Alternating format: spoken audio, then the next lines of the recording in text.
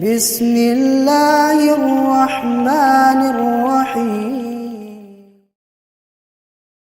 Assalamualaikum warahmatullahi wabarakatuh. Innal hamdalillahi nahmaduhu wa nasta'inuhu wa nastaghfiruh wa na'udzu billahi min shururi anfusina wa min sayyiati a'malina. Man yahdihillahu fala mudilla lahu wa man yudlil fala hadiya lahu. Asyhadu an la ilaha illallah wahdahu la syarika lahu wa asyhadu anna Muhammadan abduhu wa rasuluh. Ya ayyuhalladzina amanu taqullaha haqqa tuqatih wa la tamutunna illa wa antum muslimun. Ya ayyuhan nasu taqu rabbakumul ladzi khalaqakum min nafsin wahidah wa khalaqa minha zawjaha wa batha minhuma rijalan katsiran wa nisaa'a wattaqullaha alladzi tasaaluna bihi wal arham innallaha kana 'alaikum raqiba. Amma ba'du. Hari ini kita bersyukur kepada Allah Azza wa Jalla karena alhamdulillah kita ada proyektor baru dari nikmat yang luar biasa sehingga mendukung kenyamanan belajar kita. Terus kemudian kita juga bersyukur kepada Allah karena sampai pagi hari ini Allah masih memberikan kita nikmat aman di tengah huru hara terjadi, dan semoga Allah Ta'ala memperbaiki para pemimpin-pemimpin kita, memperbaiki negeri kita, dan memperbaiki rakyat-rakyat kita. Pagi ini kita akan membahas hadis yang sangat mulia, yang bisa saya katakan sebagai hadis penyemangat atau motivasi bagi para pejuang keluarga. Meskipun hadis ini terkait tentang budak, tapi berkaitan juga tentang para pejuang keluarga, bahwa jangan pernah putus asa, jangan pernah menyerah. Karena apa? Karena kita akan baca hadis ini nanti. Kita masuk ke bab nafaqatul rajul ala abdihi wa khadimihi shadaqah. Bab nafkah seseorang kepada budaknya, pelayannya adalah sedekah. Bab nafkah seseorang terhadap budaknya dan pelayannya adalah sedekah. Oh iya, saya lupa.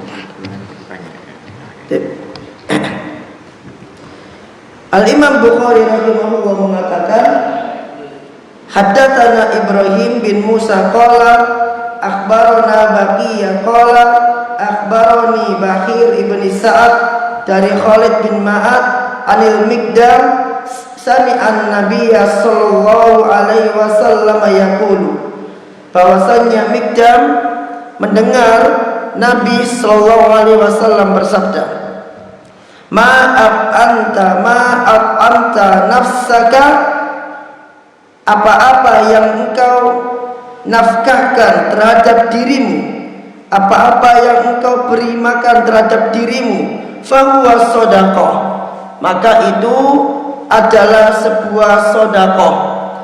Wa ma at'amta waladaka wa zaujataka wa khadimaka fahuwa shadaqah, dan apa saja yang engkau beri makan kepada anakmu, istrimu, pelayanmu, fahuwa shadaqah, maka itu adalah terhitung sedekah.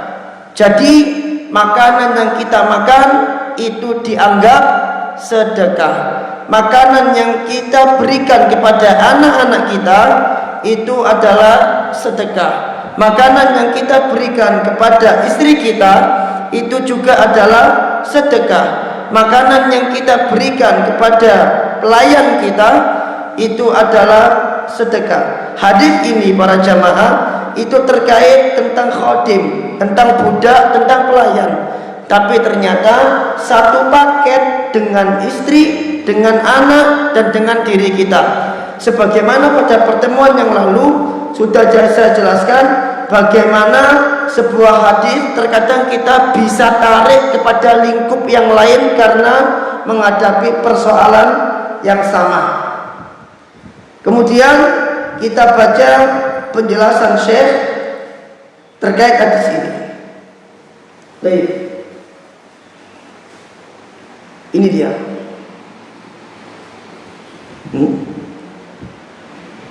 Kita besarkan. Nah,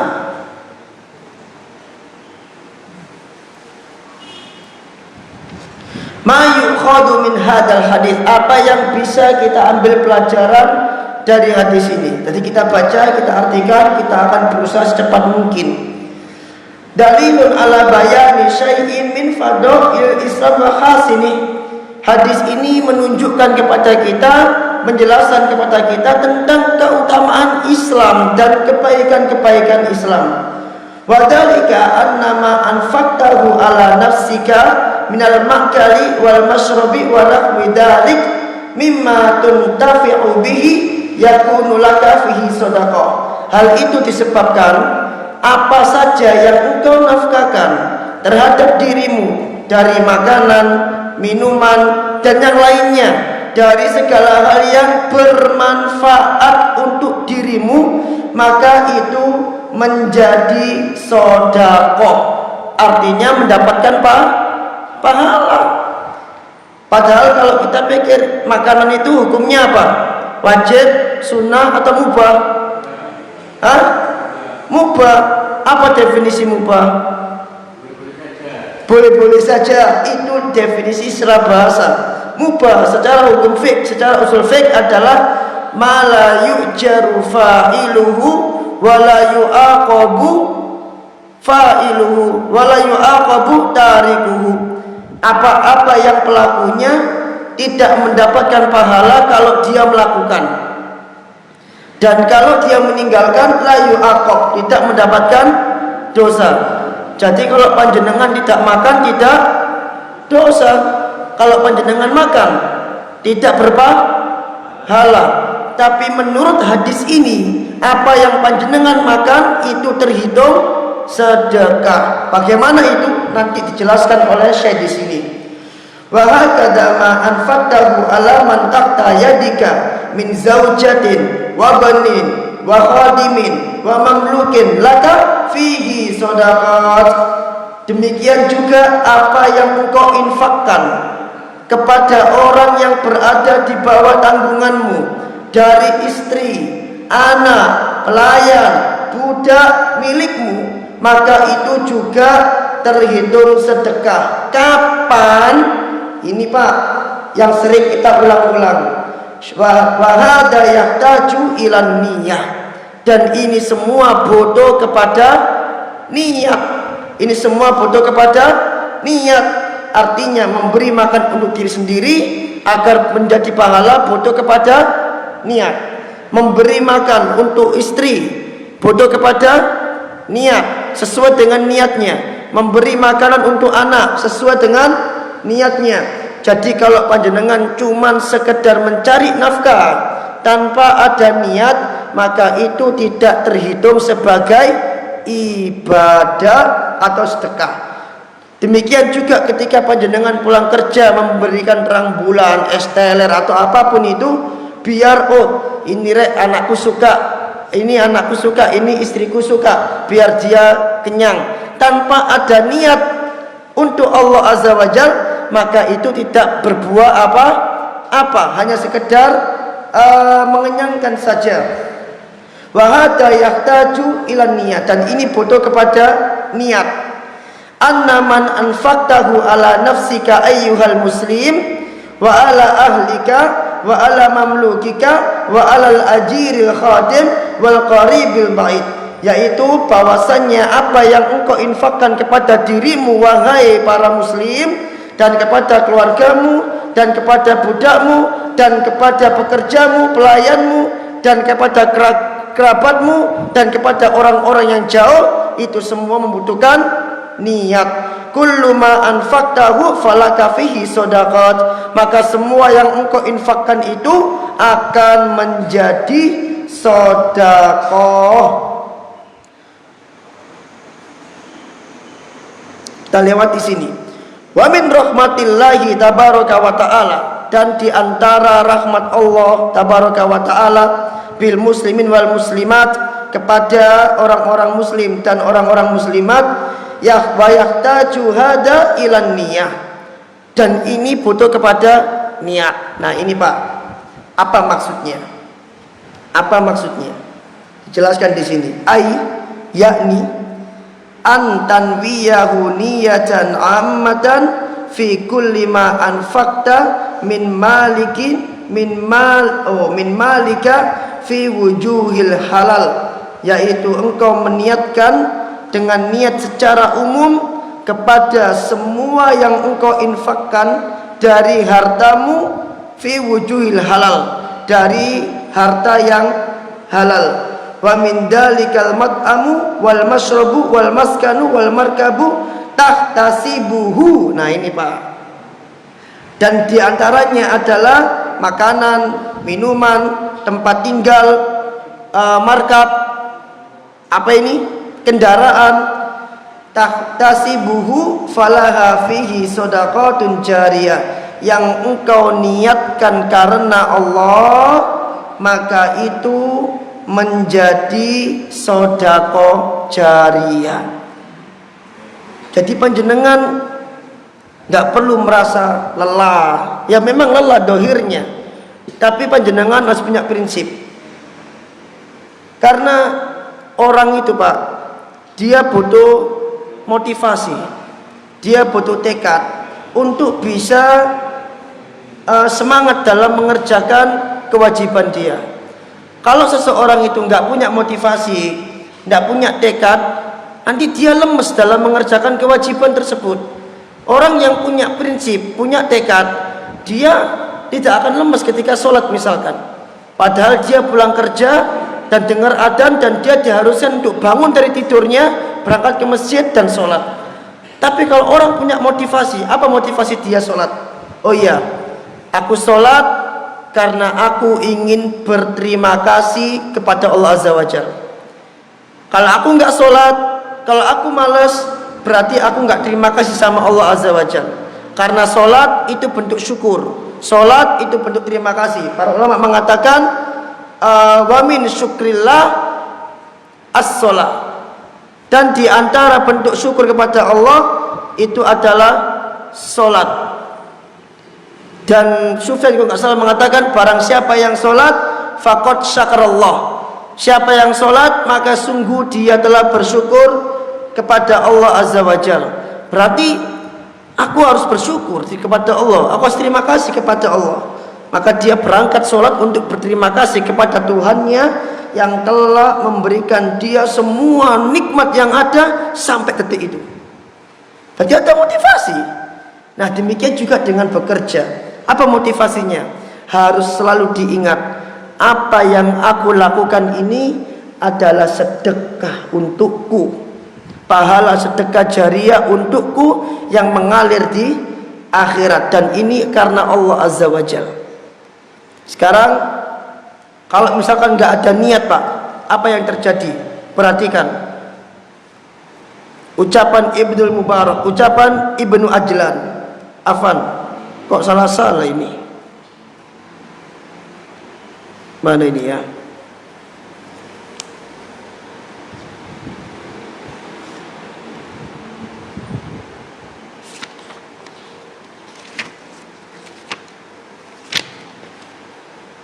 Baik, ucapan Mutarrif bin Abdillah, dia mengatakan solahul qalbi bisolahil amal, baiknya hati itu sesuai dengan kesolihan amal.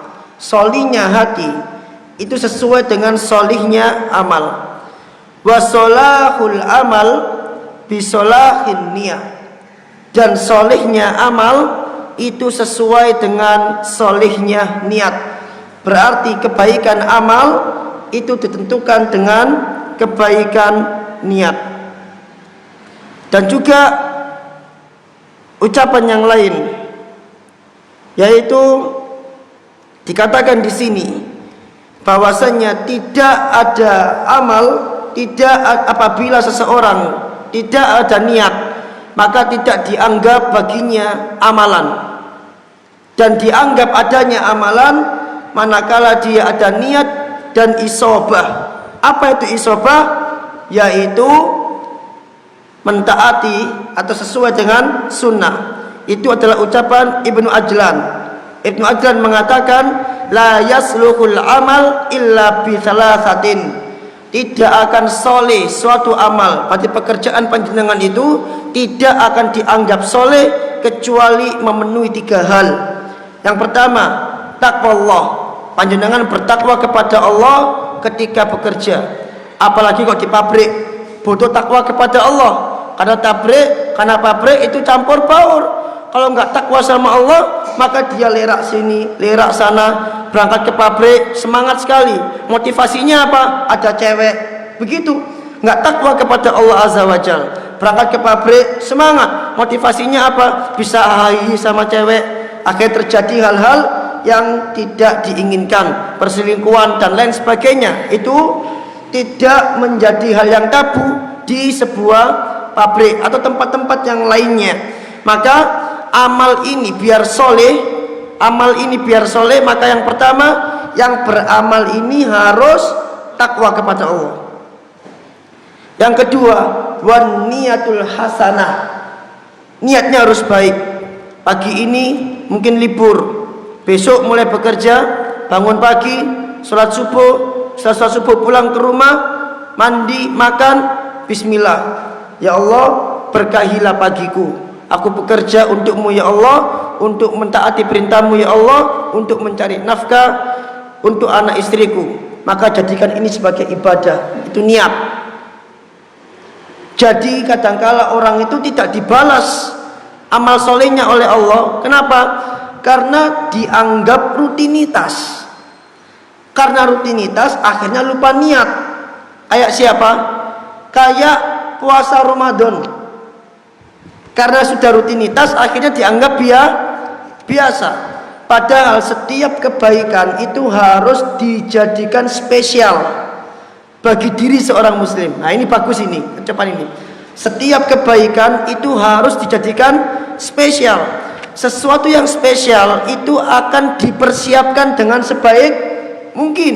Karena ini spesial. Jadi kita harus mempersiapkan diri kita sebaik mungkin, memberikan yang terbaik. Seperti kita kedatangan tamu spesial. Apa kita akan bisa saja, oh Pak Prabowo mau datang ke rumah kita bertamu, mau ngopi sama kita, kita kasih kental kopinya misalkan. Kita siapkan dengan baik karena spesial. Tapi kalau yang bertamu anak kita misalkan udah biasa, anak kurek mari ini mulai sekolah. Sudah biasa pulang sekolah ke rumah, spesial tidak? Spesial apa enggak dia? Enggak spesial. Makanya dia pulang ke rumah kadang enggak ada makanan, kadang enggak ada minuman, kadang langsung tidur karena enggak spesial. Tapi ketika setiap pulang sekolah, kepulangan anak kita dari suatu yang spesial, ini kita misalkan saja ya, maka kita akan mempersiapkan, oh sebentar lagi anakku pulang sekolah rek, spesial, aku nggak boleh telat jemputnya. Harus ada makanan, ada makanan nggak di rumah, bentar lagi anak kita pulang sekolah. Karena kepulangan dia sesuatu yang spesial. Maka bekerja setiap hari itu jangan rutinitas jamaah. Jadikan bekerja setiap hari itu setiap harinya, per harinya sesuatu yang spesial. Sehingga panjenengan senang bekerja. Karena itu sedekah. Dan panjenengan semangat. Itu yang kedua, an-niyatul hasanah, niat yang baik. Dan yang ketiga, wal isobah, sesuai sunnah. Itu yang penting. Jadi kalau ditanya dari hadis tadi, kapan dia berbuat sedekah? Dengan memenuhi 3 syarat tadi. Bertakwa kepada Allah, niat yang baik, dan al-isobah atau al-itiba istilah kita, sesuai dengan sunnah. Jangan sampai ketika bekerja melanggar sunnah. Jangan sampai kita bekerja bermaksud kepada Allah dan Rasulnya, nanti tidak berkah nafkahnya. Kalau nafkah ini nggak berkah jamaah, dimakan oleh anak istri, maka akan mempengaruhi tabiat buruknya.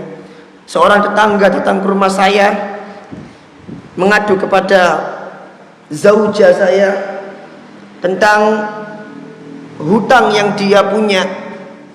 Ternyata dia punya banyak hutang dan hutangnya riba semua.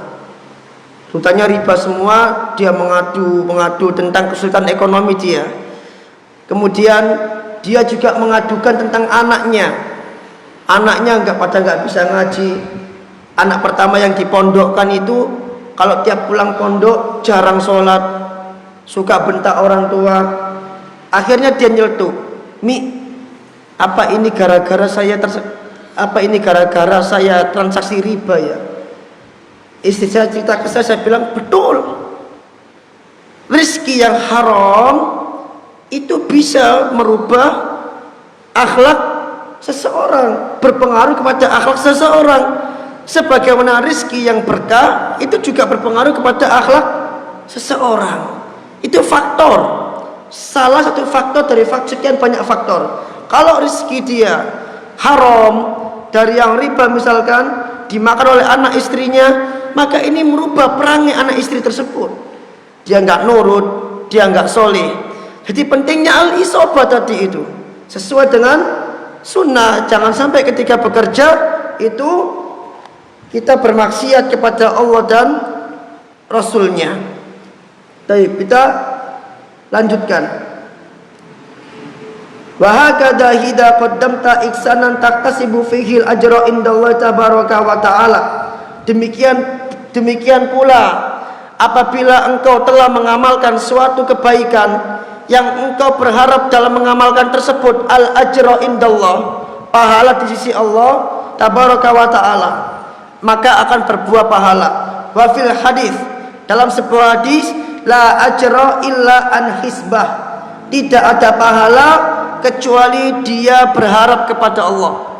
Tidak ada pahala kecuali dia berharap kepada Allah. Jadi kalau panjenengan memberi makan anak istri tanpa ada tahtasibu indallah, tanpa ada berharap kepada Allah, ini makanan hanya untuk mengenyangkan saja, tidak berbuah pahala apapun, tidak berbuah ibadah dan tidak dianggap sedekah. La ajra illa an hisbah, enggak ada pahala kecuali bagi orang yang berharap pahala. Nah, ulangi lagi ya biar mantep. La ajra, tidak ada pahala, illa an hisbah, kecuali bagi orang yang berharap pahala. Ai liman yahtasib, yaitu bagi orang yang berharap itu menjadi pahala. Wa huwa bi makna hadis, hadis tadi itu merupakan makna dari hadis innamal a'malu binniyat. Sesuatu amal itu tergantung niatnya. Antum tahu hadis ini? Ini hadis yang mutawatir, diriwayatkan oleh 40 lebih sahabat Nabi alaihi salatu wasallam. Dan di bagian terakhir hadis ini itu berbunyi, faman kanat hijratuhu ilallahi wa rasuli fa hijratuhu ilallahi wa rasuli. Siapa yang hijrahnya, pindahnya karena Allah dan Rasulnya, maka itu dianggap karena Allah dan Rasulnya. Wa man kana hijratuhu lidunya aw imra'atin yankihuha fa hijratuhu ila ma hajara ilai. Tapi siapa yang pindahnya karena dunia atau karena kepingin menikahi perempuan yang dia nikahi, yang dia sukai, maka hijrahnya itu kepada yang dia tuju. Nah, kemudian sebagian salaf mengaitkan hadis ini dengan kisahnya Ummu Qais, yang sebenarnya tidak ada hubungannya antara Ummu Qais dengan hadis tadi itu. Tapi para salaf mengkaitkan hadis ini berkaitan tentang Ummu Qais, yaitu ada seorang pemuda yang dia ikut hijrah ke Madinah bukan karena Allah dan Rasulnya, tapi dia hijrah ke Madinah karena kepingin menikah dengan perempuan yang bernama Ummu Qais. Tapi ketika sampai di Madinah dan dia melamar Ummu Qais, ternyata lamarannya ditolak.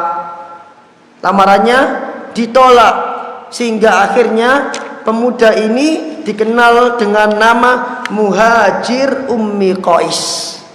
Orang yang berhijrah karena sebab Ummu Qais. Nah, ini tergantung dengan niatnya, dan tidak ada pahala bagi orang yang tidak berharap pahala. Ini maksudnya tanwi idza qaddima lakat ta'am min halalin an tanwiya fi hadat ta'am annaka tuhsinu bihi ila nafsik, yaitu engkau meniatkan apabila engkau telah berusaha mencari makanan dari cara yang halal, engkau meniatkan untuk makanan ini bahwasannya engkau berniat baik kepada dirimu. Itu yang pertama. Wa tatakawwa bihi ala taatillah, dan engkau meniatkan untuk menguatkan dirimu agar bisa mentaati Allah Azza wa Jalla. Wa qada'i hajatika al-mubaha wasyar'iyyah, dan untuk memenuhi hajatmu baik yang mubah maupun syar'iyah. Fayakunu laka fi hadat ta'am ajrun, maka menjadilah makanan ini pahala bagimu. Perhatikan jamaah, nanti kita sepakati makanan itu hukumnya apa? Mubah.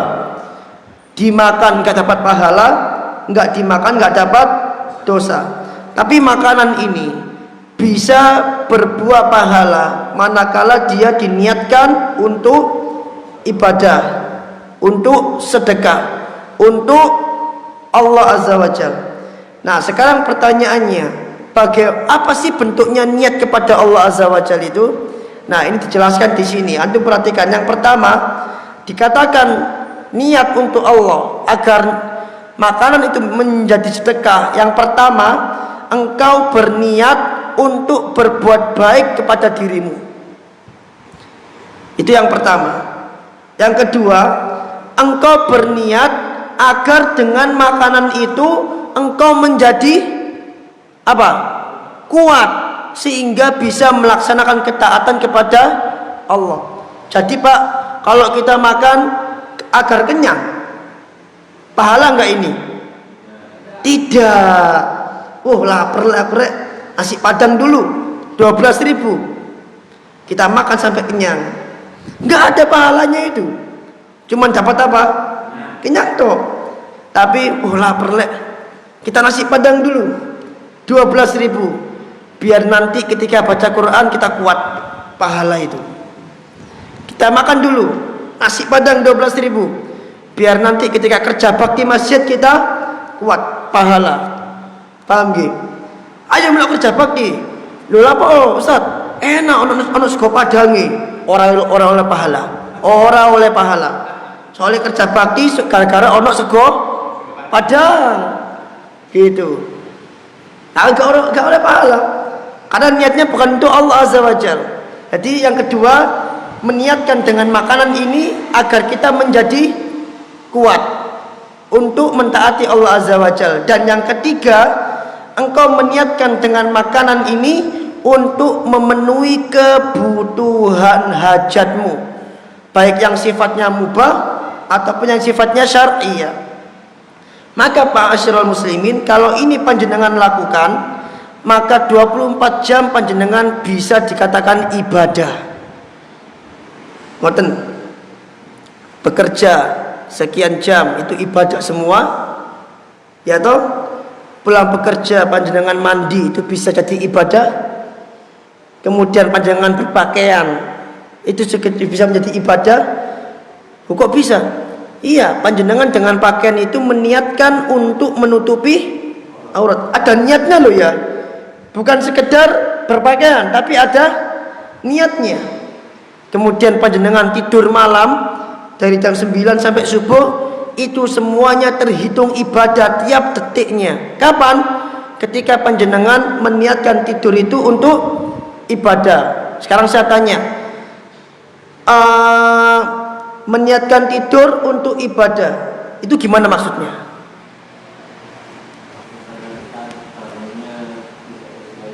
Nah, oh iya, tak tidur jam 9 biar nanti saya bisa bangun jam 3 untuk sholat malam. Maka antara jam 9 sampai jam 3 itu semua ibadah full, Allah kasih pahala ngalir. Demikian juga misalkan orang yang berwudu ketika mau tidur, itu dihitung ibadah sampai dia bangun, artinya pahalanya ngalir terus. Maka panjenengan juga sebenarnya ibadah. Ketika panjenengan memelihara jenggot, itu ibadah. Maka selama jenggot itu ada, itu ibadah. Jadi akal nggak punya jenggot, bukan nggak bisa, nggak ibadah itu akal. Nggak ada jenggotnya. Jadi kita tidur dalam kata memelihara jenggot karena Allah Azza wa Jalla mengalir ibadah, pahalanya mengalir. Sehingga kalau jenggotnya dicukur, dia tidak sedang beribadah, malah maksiat kepada Allah dan Rasulnya yang dicukur. Itu loh, Ustaz, karena ada ulama yang berpendapat boleh mencukur. Itu ya nggak apa-apa, ulama, kita hormati para ulama. Tapi kita lebih memilih mengikuti teladan kita itu Muhammad SAW yang beliau tidak mencukur jenggotnya. Maka jenggot ini ibadah jamaah. Kita tidur dalam keadaan berjenggot, maka selama itu pula mengalir ibadah. Demikian juga sebaliknya, kita tidur dalam keadaan bermaksiat, maka selama itu pula mengalir dosa. Nah, ini diperhatikan. Itu 3 hal tadi itu. Yang pertama, kita meniatkan untuk berbuat baik kepada diri kita, atau anak kita kalau kita kasih, atau istri kita kalau kita kasih. Yang kedua, agar kita menjadi kuat untuk mentaati Allah Azza wa Jalla. Yang ketiga, untuk memenuhi, kita niatkan untuk bisa memenuhi hajat kebutuhan kita. Jadi jangan dijadikan sekedar rutinitas, harus ada niat itu.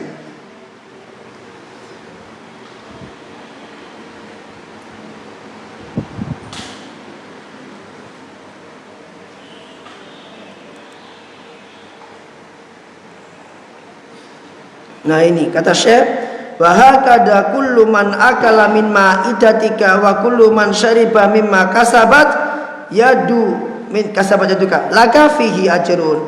Maka ini berlaku bagi semua makanan yang engkau makan dan bagi minuman yang engkau usahakan dengan tanganmu, maka laka fihi ajrun.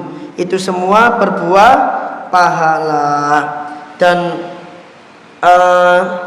dalam hadis yang sahih,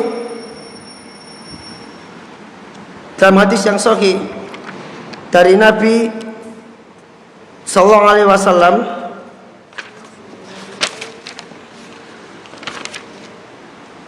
beliau mengatakan, innaka lan tunfiqu nafaqatan tabtaghi biha wajhallah illa usibta alaiha. Sesungguhnya engkau tidaklah meniatkan suatu nafkah yang engkau berharap dengan nafkah itu wajah Allah, illa usibta alaiha, kecuali engkau akan diberi pahala karenanya. Hatta lukmata taj'aluha fi fayyi imra'atik, sampai satu suapan yang engkau suapkan ke mulut istrimu, kalau engkau niatkan suapan ini wajah Allah, usibta, engkau akan diberi pahala. Tapi suapan ini kalau tidak diniatkan untuk Allah, akan tidak diberi pahala. Maka nafkah ini kalau tidak diniatkan untuk Allah, maka pekerjaan tersebut tidak akan diberi pahala. Perhatikan pentingnya niat. Seseorang Arab Badui datang kepada Nabi SAW. Dia tanya kepada Rasul, ya Rasulullah, ar-rajulu yuqatilul magnam, ada orang berjihad untuk mendapatkan ghanimah, harta rampasan perang. Wa rajulu yuqatilud dzikri, ada orang yang berperang untuk disebut-sebut oleh manusia, ini fulan syuhada, ini fulan syahid, itu niatnya begitu. Wah, aku perang, kenapa? Biar nanti orang-orang mengatakan aku adalah as-syahid, agar tertulis di namaku as-syahid fulan, begitu kan? Oh, aku ngafalkan Quran biar apa? Biar tertulis Zakaria Al-Hafidh, itu kan? Warrajulu yuqatilu liyura makanuhu, dan seseorang berperang agar dilihat kedudukannya, kemuliaannya. Faman fi sabilillah, kata orang ini, siapa di antara tiga orang ini yang dinamakan jihad fisabilillah? Maka Rasul mengatakan, man qatala litakuna kalimatullah hiyal ulya fahuwa fisabilillah. Siapa yang berjihad, berperang untuk meninggikan kalimat Allah, maka inilah yang namanya fisabilillah. Jadi orang yang berharap ghanimah tadi itu, dia bukan fisabilillah. Orang yang berperang dia berharap biar disebut-sebut, itu bukan fisabilillah. Orang yang berharap agar dia mendapat kedudukan mulia di sisi manusia, itu bukan fisabilillah. Tapi yang fisabilillah, yang diberi pahala syahid oleh Allah, itu orang yang berjihad dengan niat apa? Litakuna kalimatullahi hiyal uliyah, agar kalimat Allah ini tinggi. Kata Rasul, fahuwa fisabilillah. Orang seperti ini adalah yang dinamakan fisabilillah. Paham ya jamaah? Orang perang dapat syahid enggak? Dapat. Dapat ghanimah enggak dia? Pasti dapat kalau dia menang. Disebut-sebut enggak sama orang? Pasti otomatis, itu dampaknya. Tapi kalau dia perang niatnya untuk itu, dia bukan fisabilillah. Orang sholat duha mengantarkan rezeki enggak? Iya. Tapi kalau dia sholat duha agar rezekinya lancar, itu sholat duhanya jadi syirik, karena dia meniatkan untuk selain Allah. Paham gak? Nah ini penting niat ini, pembahasan niat ini. Karena ibadah, dia ngelakuin ibadah untuk karena Allah. Kenapa kamu sholat duha? Ya, saya mau kerja biar rezeki saya lancar hari ini. Berarti dia ibadah untuk mencari apa ini? Dunia. Maka itu jadinya kemana? Syirik. Tapi dia sholat duha niatkan karena Allah Azza wa Jalla, maka akhirnya Allah akan memberi dia ganjaran tadi itu berupa apa? Lancarnya rezeki. Jadi dunia tadi itu tidak dijadikan sebagai niat utama jamaah. Niat utamanya Allah Azza wa Jalla. Adapun niat dunianya tabaun, mengikuti saja. Itu penting. Karena kadangkala ada orang, kenapa kok sedekah? Ya, karena kata Allah dalam Al-Quran, orang sedekah itu dibalas 10 kali lipat. Jadi saya sedekah agar saya dibalas 10 kali lipat. Itu sedekahnya bukan ibadah. Dan menjadi syirik karena dia berharap balasan dunia. Tapi dia sedekah niatnya apa? Karena untuk Allah, untuk membantu orang tersebut, untuk berbuat baik pada orang tersebut, agar orang tersebut bisa memenuhi kebutuhan hajat dia. Maka dia fisabilillah. Nanti 10 kali lipatnya ini akan mengikuti. Paham gak? Makanya Allah berfirman, ini penting. Apa kata Allah itu? Man kana yuridul, apa itu? Dalam surat Hud itu. Artinya saja, barang siapa yang mengharapkan dunia dan perhiasannya, nu'tihi minha, kami kasih dia. Wa fil akhirati min nasib, wa ma fil akhirati min nasib, dan di akhirat dia enggak dapat bagiannya, dia enggak dapat hadiahnya. Dalam surah An-Nisa Allah mengatakan, man kana yuridu thawabad dunya nu'tihi minha wa man kana yuridu thawabal akhirah nu'tihi minha. Kalau kau ingin dunia dengan ibadah tersebut, nu'tihi minha, kami kasih dunia itu. Dan kalau kau ingin akhirat karena ibadah tersebut, kami kasih akhirat itu. Tapi dalam ayat lain, yang ibadah untuk dunia Allah kasih dunianya, tapi akhiratnya tidak Allah kasih. Baik. Hadis berikutnya, hadis yang sama jamaah. Mungkin faedahnya kita bisa baca minggu depan. Kita baca hadisnya saja. Hadis Abu Hurairah, Rasulullah SAW bersabda, khairus sadaqah ma baqqa ginan.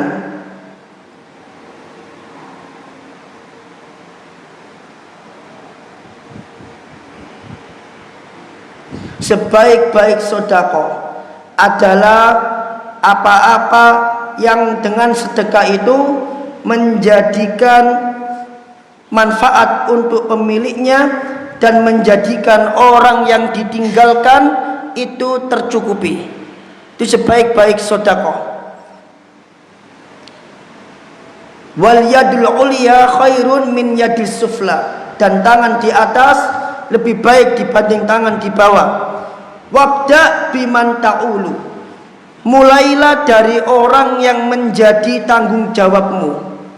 Taqulu imra'atuk, istrimu mengatakan, anfik alayya au talliqni, berikan aku nafkah, kalau kau enggak mau ceraikan aku. Wa yaqulu mamlukak, budakmu mengatakan, berikan aku nafkah au bi'ni, atau juallah aku. Karena kalau dia enggak jual budaknya dan dia enggak kasih dia nafkah, maka dia dolim ke budaknya. Kalau dia punya istri dan dia enggak kasih istrinya nafkah dan dia enggak mau ceraikan istrinya, maka dia dolim kepada istrinya. Kalau ada seorang bos, dia mempekerjakan seorang pekerja dan dia suruh dia lembur, tapi dia nggak mau kasih kompensasi, dia dolim kepada karyawan tersebut. Akan dikisos oleh Allah Azza wa Jalla. Kau kasih kompensasi atau jangan kau kasih lembur. Kalau kau kasih lembur, kau kasih kompensasi. Seorang bos, waktunya libur, akad awalnya libur, tapi di tengah perjalanan dia hilangkan liburnya, artinya pegawai ini nggak boleh libur, tapi dia nggak kasih kompensasi, maka dia dolim kepada pegawai tersebut. Kau kasih kompensasi atau kau pecat dia, itu yang betul. Wa yaqulu waladuk, dan anakmu mengatakan, ilaman takiluna, kepada orang man takiluna, jangan engkau tinggalkan kami. Itu faedahnya banyak sekali. Dan hadis yang terakhir, hadis yang sama tapi dengan lafaz yang berbeda. Dari Abu Hurairah radhiyallahu anhu, amara Nabi sallallahu alaihi wasallam bi shadaqatin, Nabi pernah memerintahkan dengan sedekah. Nabi pernah memerintahkan sedekah. Faqala rajul, maka seorang mengatakan, indi dinarun, ya Rasulullah, aku punya dinar. Maka kata Rasul, anfikhu ala nafsik, kau infakkan dinar itu untuk dirimu sendiri. Qala indi akhar, aku masih punya sisanya wahai Rasulullah. Maka Rasul mengatakan, anfikhu ala zaujatik, maka infakkan duit tersebut untuk istrimu. Aku punya lagi ya Rasulullah, indi akhar, aku masih punya lagi sisanya ya Rasulullah. Maka Rasul mengatakan, anfikhu ala khadimika thumma anta absar, maka kemudian infakkanlah untuk pelayanmu dan kemudian untuk orang-orang setelahnya. Jadi yang wajib dinafkahi adalah orang-orang yang di bawah tanggungan kita dulu. Kalau yang di bawah tanggungan kita ini sudah terpenuhi semua nafkahnya, baru kepada yang lain. Ini Rasul mengatakan, pertama untuk diri kita sendiri harus terpenuhi dulu. Kalau nggak terpenuhi gimana Ustaz? Kalau nggak terpenuhi dan panjenengan ikhlas, nggak ada masalah. Maka dahulukan istri, tanggungan setelahnya, baru kemudian orang-orang yang lainnya. Istri dan anak itu tanggungan setelahnya, kan nafkah wajib.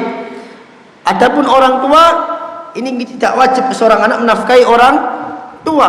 Menafkahi orang tua bukan suatu kewajiban, tapi menafkahi orang tua merupakan suatu kebaikan, bentuk kebaikan, bukan bentuk kewajiban.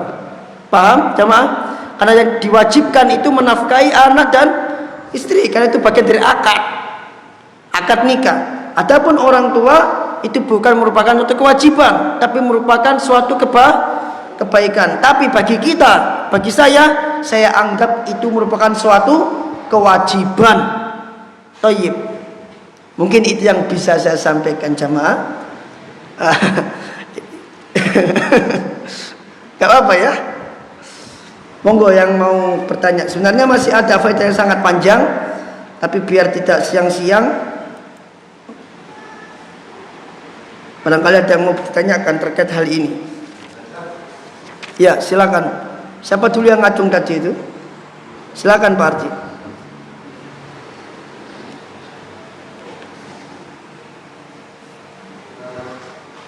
Terkait kebijakan pada keluarga yang kita menyebutkan dari yang apakah bisa mendapatkan dia mendapatkan pahala ketika menjalankannya setelah selesai. Oh, masya Allah. Niat itu di awal amal jamaah. Kalau di awal amal dia nggak berniat, nggak dapat apa-apa. Artinya ketika setelah beramal baru berniat, nggak bisa. Niat itu di awal amal. Makanya tadi saya cari ucapan salafnya di sini kok nggak ketemu ya. Jadi kalau panjenengan anggap puasa, panjenengan lupa niat, di tengah-tengah baru berniat, tidak sah puasanya. Kalau itu puasa Ramadan, nggak sah karena ada syaratnya di awal sebelum puasa. Mana ya?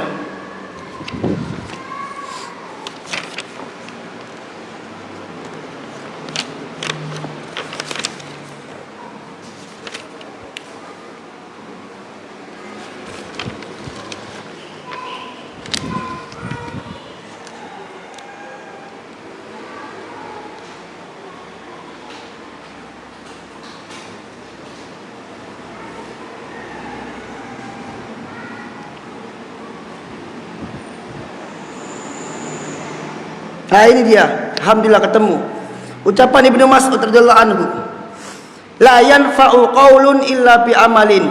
Tidak manfaat ucapan kecuali dengan amal. Wa la yanfa'u qaulun wa amalun illa bi niyatin. Tuh, tidak manfaat ucapan dan perbuatan kecuali dengan niat. Jadi di awal. Kalau di akhir tidak bisa. Di awal, artinya nggak ada istilahnya replay, nggak ada. Jadi sebelum beramal itu sudah harus niat. Kalau sebelum beramal niatnya keliru, kemudian setelah beramal diperbaiki, tidak bisa. Dia harus ulang amalnya karena wala yanfa'u qaulun wa amalun illa biniyatin. Tidak manfaat ucapan dan perbuatan kecuali dengan niat. Niat dulu baru manfaat itu amal. Wala yanfa'u qaulun wa amalun wa niyatun illa bima wafaqas sunnah. Dan tidak manfaat ucapan, perbuatan dan niat kecuali dengan apa? Kecuali dengan sesuai sunnah. Nah, ini ucapannya. Alhamdulillah. Akhirnya salaf yang lain mengatakan, anwi fi kulli syai'in turiduhu al khair. Niatkan segala sesuatu untuk kebaikan. Hatta khurujaka ilal kunasah. Hatta khurujaka ilal kunasa, sampai keluarmu dari kamar mandi pun niatkan kebaikan. Sebentar, anak cari kunasa itu apa ya? Insya Allah itu kamar mandi itu. Kalau kanisa itu gereja. Oh, afwan. Kunasa itu ternyata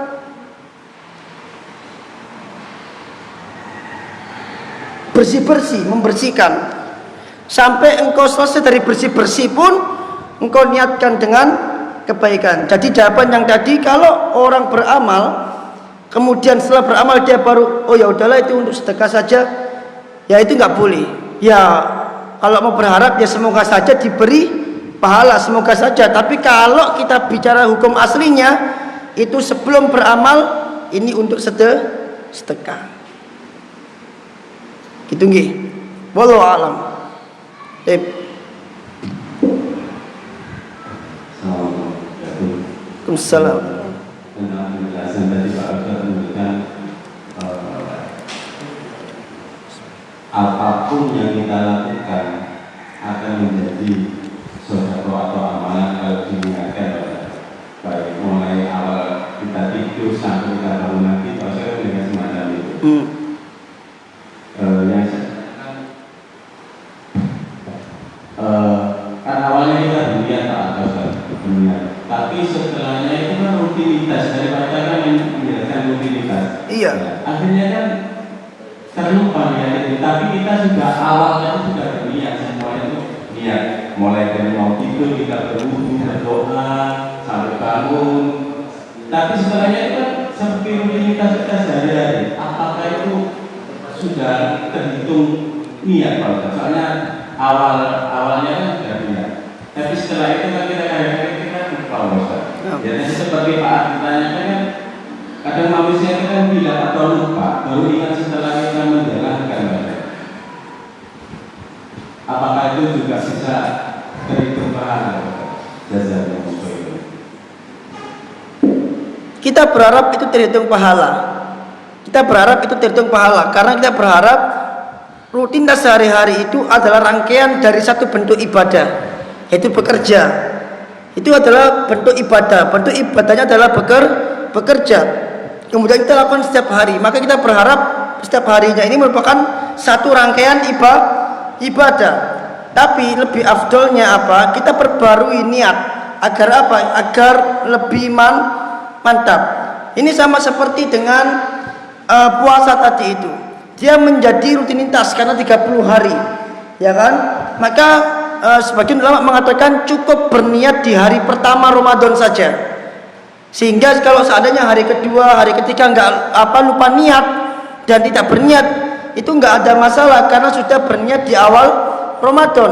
Kenapa kok cukup di awal Ramadan saja berniat? Karena itu dianggap sebagai satu ibadah. Tapi ulama yang lain mengatakan enggak, setiap hari itu harus niat, sebab perharinya itu adalah ibadah tersendiri. Hari Senin puasa di hari Senin, yaitu puasa di hari Senin.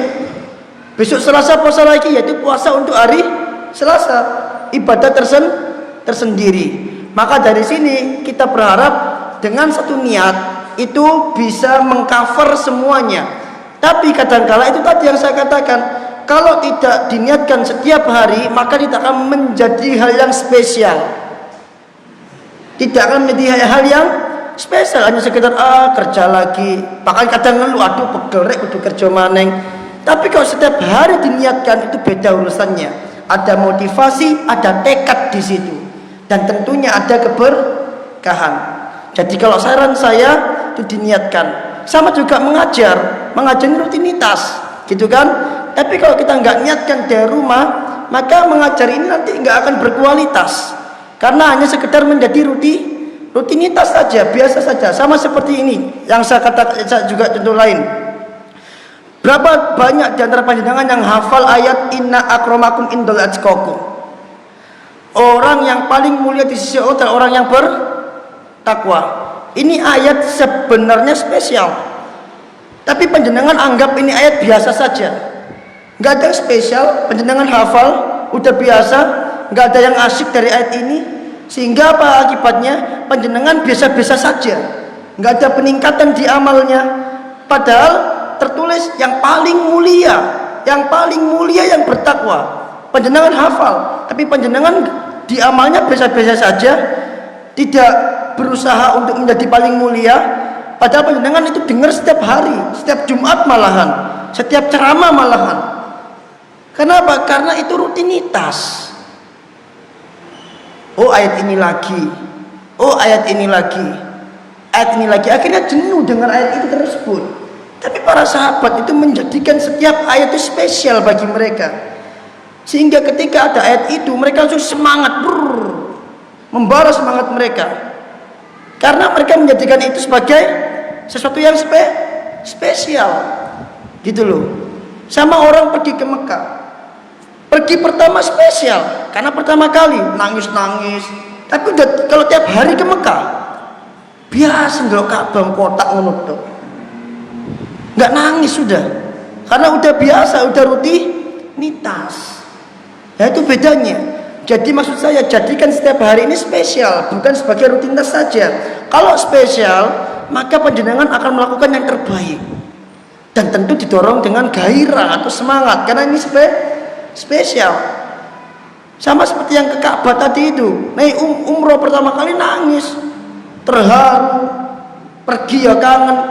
Tapi kalau setiap hari ke Mekah, setahun, 2 tahun, tiap hari selama setahun, karena rumahnya dekat situ, Ya sama kayak ke Al-Jariyat begini, biasa, nggak ada yang spesial dari Al-Jariyat.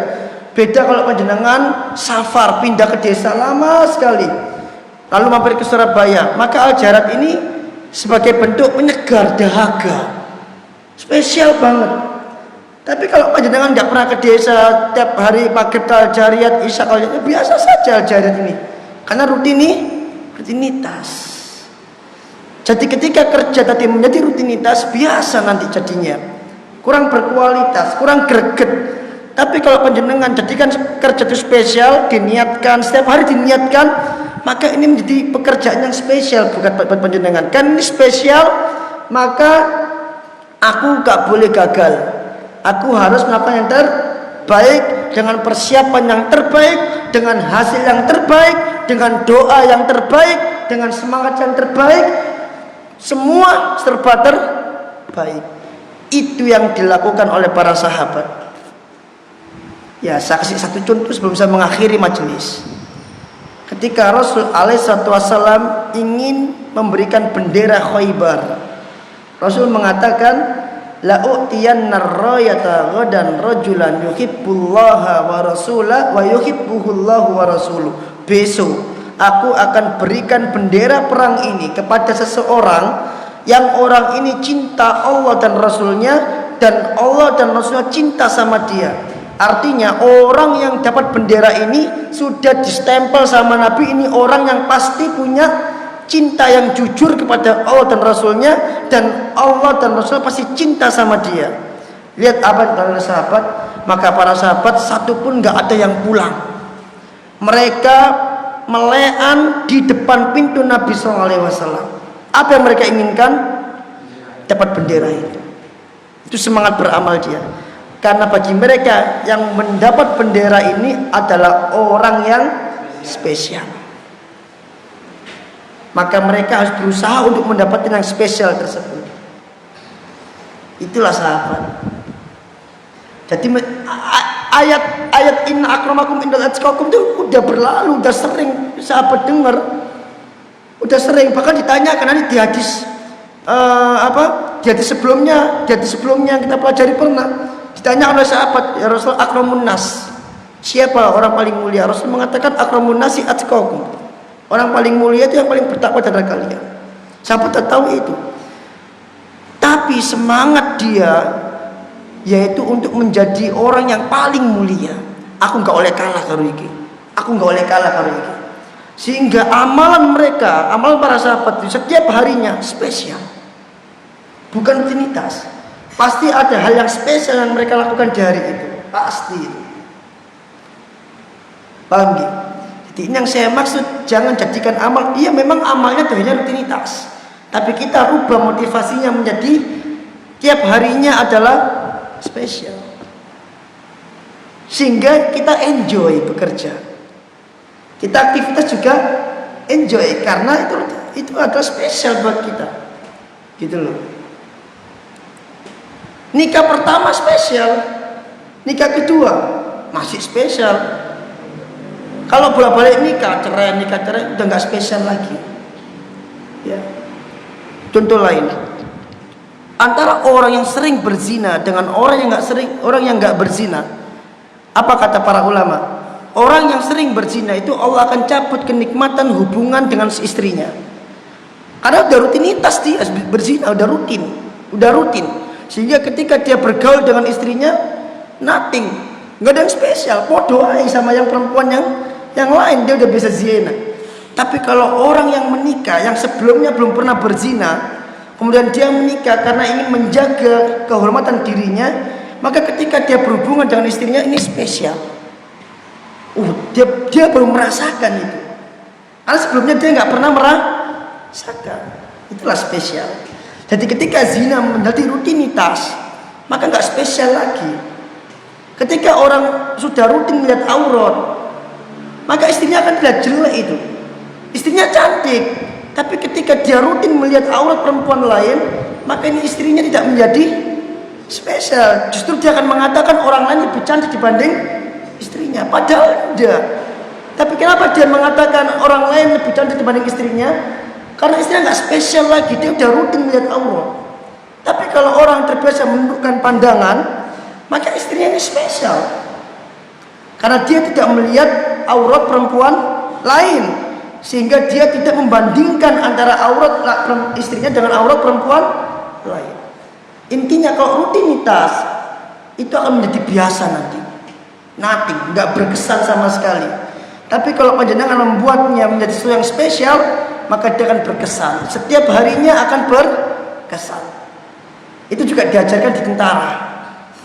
Di tentara diajarkan, di atlet juga diajarkan. Jadikan setiap sesi latihanmu adalah sesi yang spesial. Jadikan setiap latihan tembakmu adalah sesi yang spesial. Itu. Nah, ini bisa kita jadikan setiap hari pekerjaanmu adalah hari yang spesial. Oke? Barakallahu fiik. Subhanakallahumma bihamdika asyhadu an la ilaha illa anta astaghfiruka wa atubu ilaik. Assalamualaikum warahmatullahi wabarakatuh.